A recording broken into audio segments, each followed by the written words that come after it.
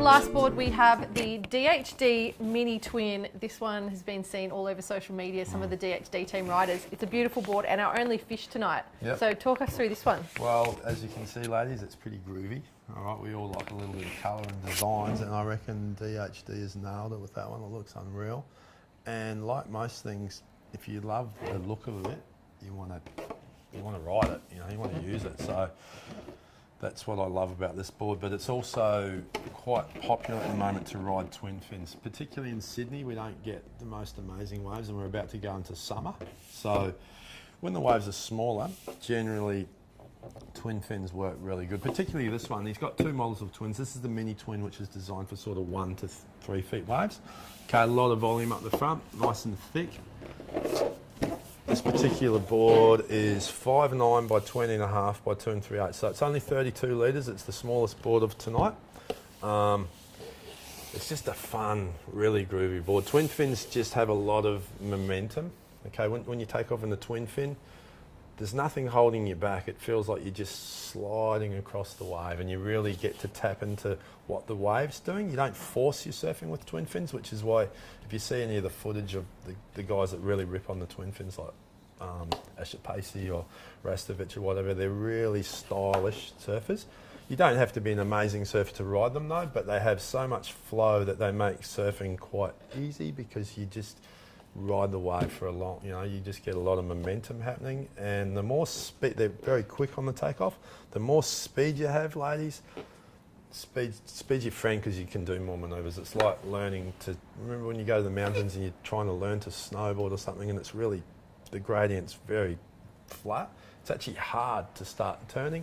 Same with a surfboard. The more momentum you've got, all of a sudden your rails aren't so sticky, and you can start performing like basic manoeuvres. What is the fish design going to bring to a female surfing?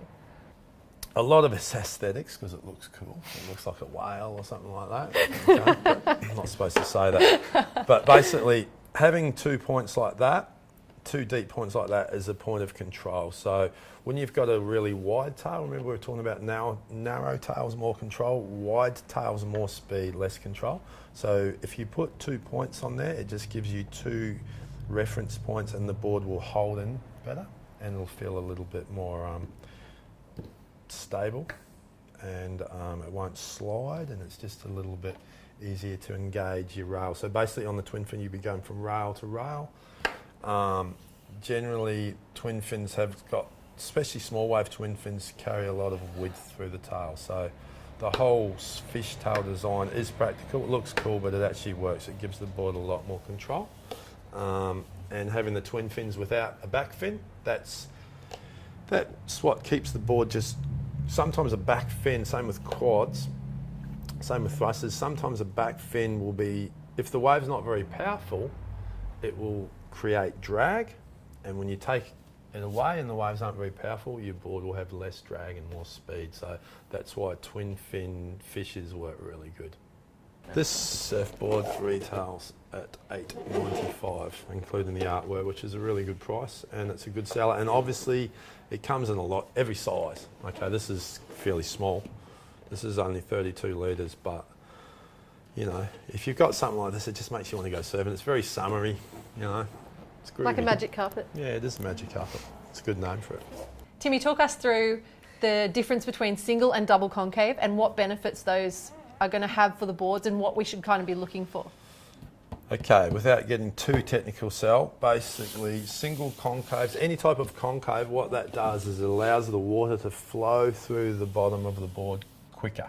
Okay, so even when you're paddling, a board with a concave has that little pocket of air, so it tends to glide through the water more. Okay, so a lot of boards have a single concave all the way through.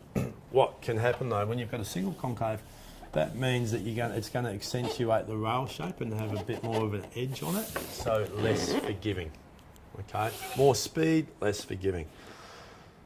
Another way of overcoming the less forgiving part is by putting 2 double concaves in there. So when you've got a double concave, it means that the board will easier just flop back into position and stay more neutral, whereas a single concave wants to go on rail a lot more, so you really have to know what you're doing if you're riding a single concave. Concaves get pretty technical, but they're designed to enhance your surfing, give the board more lift and a bit more speed. In this particular board though, there's hardly any concave because it's a really wide, flat, fast board, so it doesn't need concave. Okay, so honestly, concave, and there's different theories. Concaves, trust the shapers, they know what they're doing on each model, and usually they put the correct concaves and V-bottoms on the outline of the board so that they go well together.